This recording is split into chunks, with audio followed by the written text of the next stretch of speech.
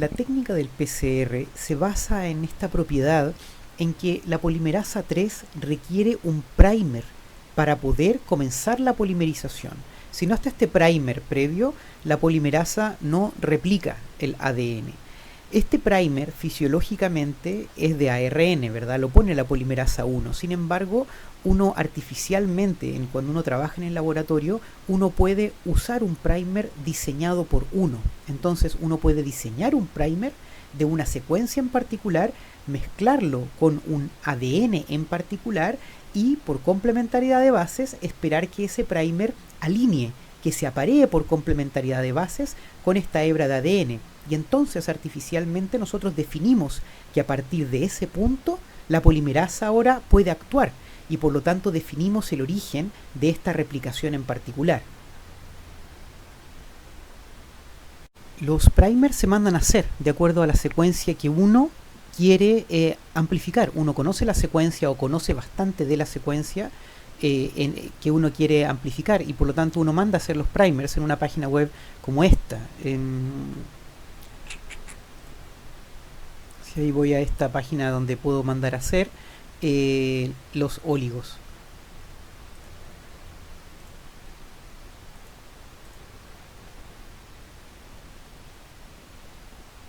¿Sí? Entonces estas páginas extranjeras hacen químicamente el primer. El primer es un óligo, un oligonucleótido, ¿verdad? Por eso se llama óligo. Y entonces acá le puedo poner, no sé, el nombre, cualquier nombre, y acá agrego la concentración en que lo quiero, y acá agrego la secuencia, ¿sí? TG, TS, TS.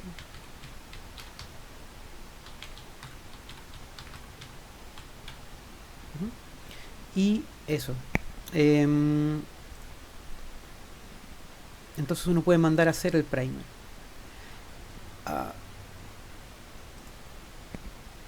Y este es el precio, ¿sí? Mandar a hacer un primer, un óligo que se hace químicamente, lo hacen químicamente, cuesta $8, ¿sí? Acá puesto en Chile costará 8.000 pesos, 10.000 pesos. Y esto es algo que viene en alta cantidad, o sea, son 12 nanomoles, ¿sí? Un mol es un número muy grande, ¿verdad? Y estos lo que viene en cantidad son 12 nanomoles, por lo tanto vienen muchas moléculas, muchas unidades, miles de millones de unidades de esta secuencia. Finalmente uno trata el primer como si fuera un reactivo químico, ¿verdad? Y uno no dice cuántas moléculas de sal tiene, ¿verdad? Entonces, en ese sentido es el primer. El primer es como un reactivo químico y por lo tanto hay miles de millones de moléculas que uno recibe por este precio y para miles de reacciones.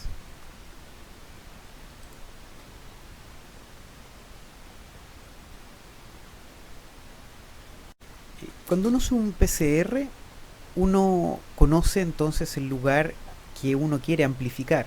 Y entonces ese lugar que uno quiere amplificar va a estar acotado por los primers. Y no es un primer, son dos primers porque cada uno apunta a una de las hebras. El PCR consiste en cambios de temperatura y esos cambios de temperatura, que son 3 en general, se repiten muchas veces, 30, 40 veces. Cada uno de ese ciclo de cambio de temperatura se le llama justamente un ciclo de PCR. Y en ese ciclo de PCR lo que ocurre primariamente, en un primer paso, es que las dos hebras de ADN se separan por altas temperaturas. Luego, los primers se lleva el termociclador, que es el aparato en donde se hace el PCR, se lleva una temperatura a la cual los primers calzan por complementariedad de bases, cada uno con cada hebra se diseñó para que fuera así. Y luego el equipo se lleva a la temperatura ideal para que la polimerasa polimerice a partir de los primers, a partir del OH que le ofrecen los primers. Este proceso se repite varias veces y entonces luego de tantas veces de repetición en que cada vez el ADN se duplica, ese fragmento de ADN se duplica, se obtienen entonces al final de hecho miles de millones de copias del fragmento original.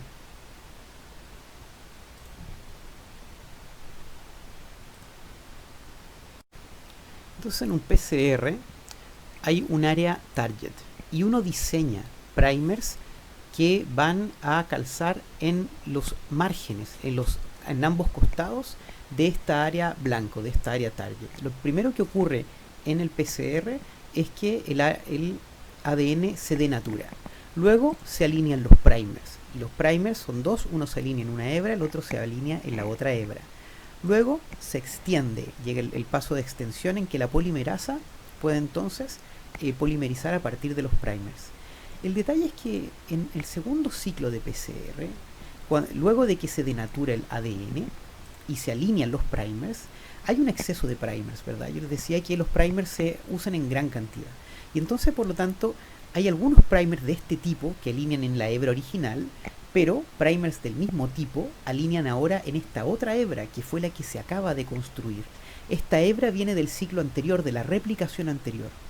Y cuando este primer, del mismo modo, este otro tipo de primer, a todo esto, este primer se le llama primer forward y a este se le llama primer reverse. A este primer forward entonces también calza en la hebra original y también calza en la hebra que se acaba de crear en la replicación de recién. De modo que ahora cuando se extienden los primers, la extensión de este primer solo llega hasta acá. ¿Por qué?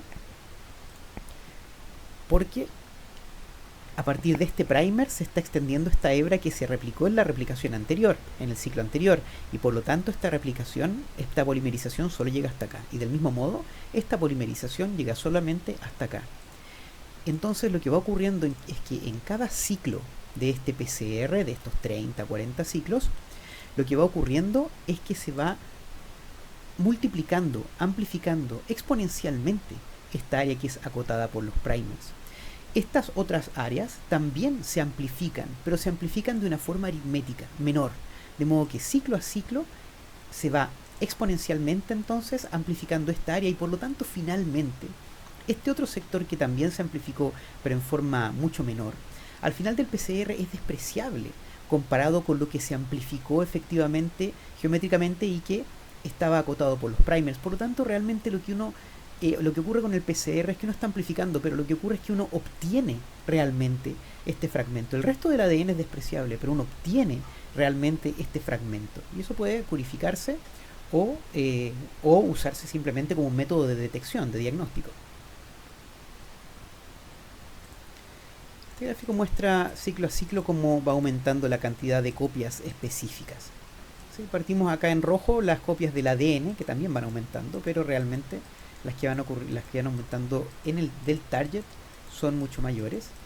Y este gráfico tiene este eje que es logarítmico, ¿verdad? Por lo tanto, esto, claro, aparece como una recta porque el gráfico es logarítmico, pero en realidad es una exponencial, es una amplificación exponencial. Hay 2, luego 4, luego 8. Se va multiplicando en cada paso. Al final de un PCR, entonces, a partir de muy pocas copias originales, se obtienen miles de millones de copias. Y para hacer un PCR, se requiere el ADN templado, que es el ADN de base, no sé, el genoma de un organismo, que puede venir de una muestra, por ejemplo, una muestra de sangre, por ejemplo. Los primers, que son estos oligonucleótidos que uno manda a hacer y que se calzan y que se diseñan para que calcen a ambos extremos de lo que uno quiere amplificar. Los nucleótidos trifosfato, los eslabones de la cadena de ATP, de TTP, de CTP y de GTP, y la enzima que es la ADN polimerasa. Todos estos elementos se mezclan en un tubito muy pequeñito y se ponen en este aparato que se llama un termociclador que efectúa los cambios de temperatura. El PCR entonces consiste en varios ciclos repetir varias veces estos ciclos de estas tres temperaturas. A 95 grados se denatura el ADN se separa cada hebra, luego a una temperatura que no siempre es 55 grados, de hecho, que es una temperatura que anda alrededor de los 55 grados, pero de hecho varía bastante, puede ser 60, 65, 45 por ejemplo, pero es una temperatura que anda más o menos en promedio por los 55 grados. A esta temperatura se alinean los primers. Cada primer, mediante complementariedad de base, se une a esa hebra de ADN que se acaba de separar en un lugar específico que programamos para ello. Y luego viene la temperatura de 72 grados en donde la polimeriza, la polimerasa agrega nucleótidos a partir de los primers. Cada ciclo de temperatura entonces tiene una temperatura muy alta, 94, 96 grados, que logra denaturar el ADN. Luego viene una temperatura de entre 50 y 65 grados en general, que se calcula y que depende de los primers, depende de la secuencia de los primers, pero es una temperatura que va por ahí y que alinea los primers. Y luego viene en cada uno de estos ciclos de PCR, viene una tercera temperatura que es generalmente 72 grados y que extiende los primers. Y este es el proceso que se repite. El termociclador entonces hace estos cambios de temperatura, 95 grados, 55 y 72, y repite esto las veces que uno le diga, pero en general se hacen 30 a 40 ciclos en total. Ahora, estas temperaturas son extrañas, ¿verdad? Porque por una parte acabamos de decir que la polimerización ocurre a 72 grados, ¿verdad? Y generalmente, por supuesto, que nuestras polimerasas, las que hemos estado viendo hasta ahora, en general la mayoría de las bacterias o nosotros también, funcionan a baja temperatura. Sin embargo, el asunto es que esta tecnología requiere de un paso que es de muy alta temperatura y que denaturaría nuestras enzimas. Y por lo tanto la polimerasa que se usa en el caso del PCR no es una polimerasa normal y corriente que funcionan en general a una temperatura, digamos, de 37 grados y que a 50 grados de temperatura se denaturarían irreversiblemente, y esto tiene que repetirse varias veces, 30 40 veces este ciclo. Entonces, para resistir esta temperatura es que se usa una polimerasa especial y que de hecho se llama Taq polimerasa. Es una polimerasa que resiste 95 grados y cuya temperatura ideal son 72 grados a su polimerización. Esta polimerasa especial fue aislada originalmente de una bacteria que se llama Thermus aquaticus y que de hecho es una bacteria que resiste altas temperaturas porque vive en fuentes hidrotermales. Se llama Taq polimerasa por Thermus aquaticus, por eso sí se llama la Taq polimerasa. La Taq polimerasa es una enzima que se usa en el PCR. Y esta bacteria, Thermus aquaticus, vive en lugares de alta temperatura. Y ustedes saben que en estos lugares, en estas fuentes hidrotermales, de todas maneras viven microorganismos. Y esos microorganismos, claro, tienen sistemas, tienen enzimas que son capaces de funcionar y de resistir muy altas temperaturas. Thermus aquaticus es uno de estos microorganismos. Sin embargo, posteriormente, en estas décadas que han pasado, se han ido investigando y descubriendo nuevas polimerasas de otras bacterias que tienen distintas características y que también resisten altas temperaturas.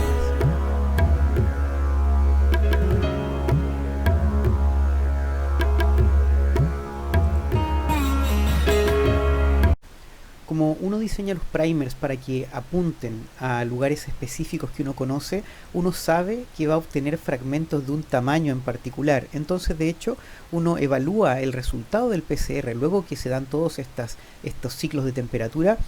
Uno lo evalúa en geles de agarosa. Entonces uno pone, igual que antes, uno prende el voltaje, uno pone el resultado del PCR, o sea, todo este ADN que se ha amplificado luego de la reacción de PCR, uno lo pone en un extremo del gel y uno lo hace migrar mediante la diferencia de voltaje, y entonces uno después de cierto tiempo uno para la corriente y uno ve dónde quedó entonces el fragmento, comparándolo con un marcador de peso molecular. Como podemos ver antes, podemos ver entonces el ADN que quedó en un lugar específico porque tiene un tamaño específico, un tamaño esperado, un tamaño que esperamos comparado con el marcador de peso molecular.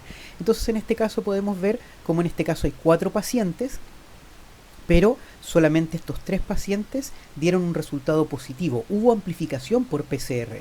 En este caso, en esta otra muestra, no hubo amplificación por PCR y por lo tanto el lugar en donde corresponde este tamaño está vacío. Pero el lugar en donde corresponde este tamaño en este caso tiene este ADN que migró hacia un lugar específico esperado por un determinado tamaño. Y así se ve un gel, finalmente una foto de un gel en donde uno resolvió el fragmento amplificado por PCR.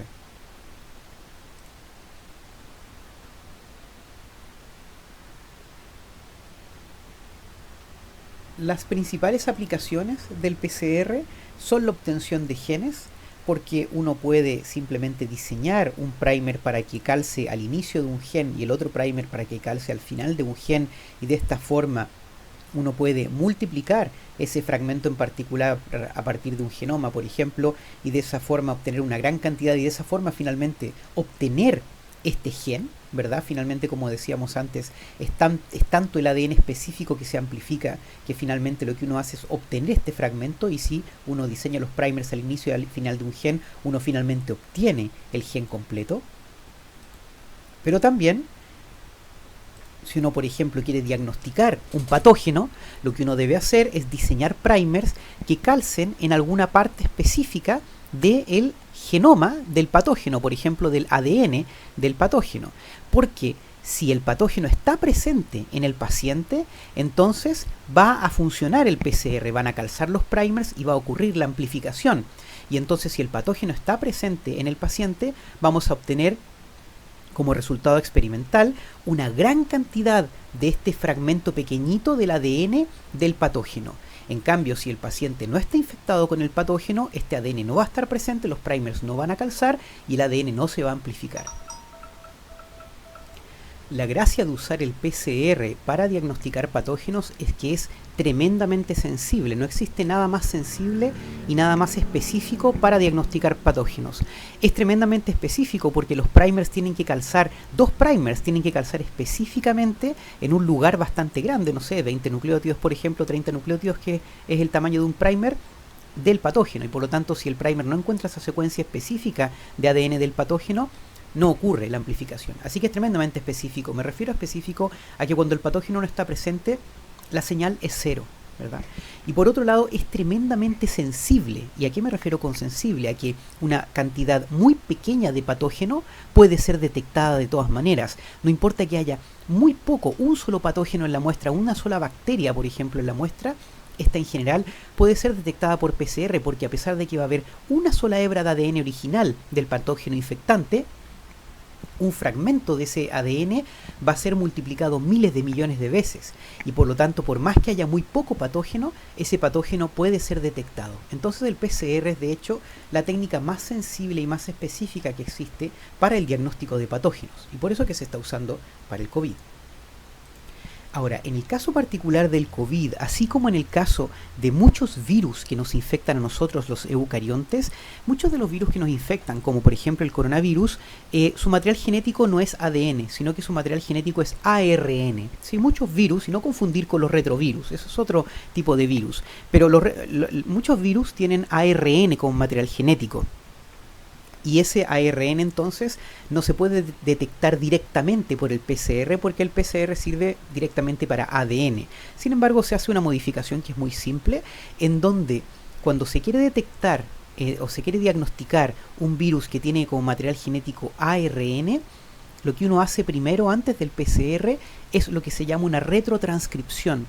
Uno usa una enzima que no es eucarionte, una enzima que se obtiene de hecho de los retrovirus en general, para poder convertir el ARN del virus en ADN. Y luego que se convierte en este proceso el ARN en ADN, luego de eso entonces se puede hacer el PCR. Pero primero entonces se requiere una retrotranscripción. Este es un tipo de PCR especial, pero que tampoco es tan más complejo, y que se llama RT-PCR. Porque primero requiere una retrotranscripción antes de la amplificación del ADN mediante el sistema que hemos estado viendo hasta ahora.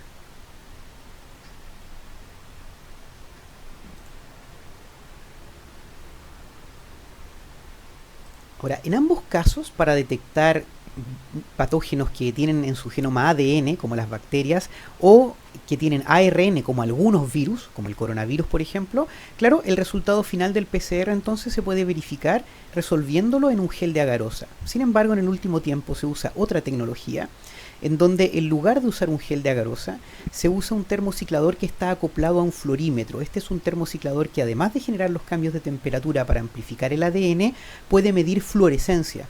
Entonces, de alguna forma, el ADN que se está amplificando se tiñe mediante un sistema fluorescente y de esa forma el termociclador de tiempo real puede ver ciclo a ciclo cómo va aumentando la cantidad de ADN.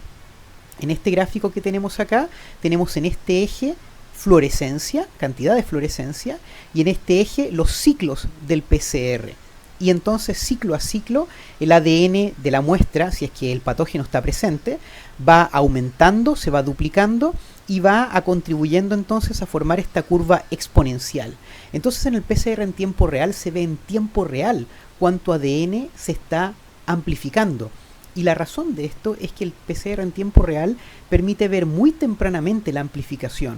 Y eso no solamente es un asunto de ahorrar tiempo, sino realmente y relevantemente Eso sirve para poder cuantificar la amplificación de PCR, porque al principio de la reacción de PCR, la reacción es muy pareja.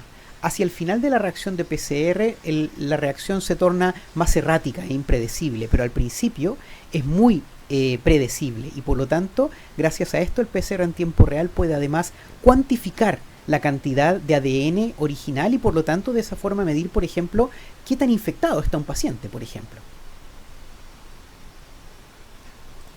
Así que así como un PCR convencional, que puede ser, ojo, puede ser RT-PCR o PCR, ambos en su forma convencional suelen ser verificados, resueltos en un gel de agarosa, y así se ve la positividad.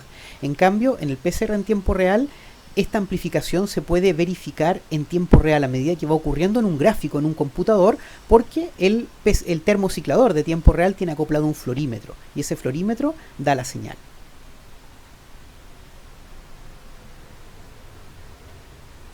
Y cuando se puede medir la amplificación tan tempranamente, se puede cuantificar. Y por eso que el PCR en tiempo real permite cuantificar.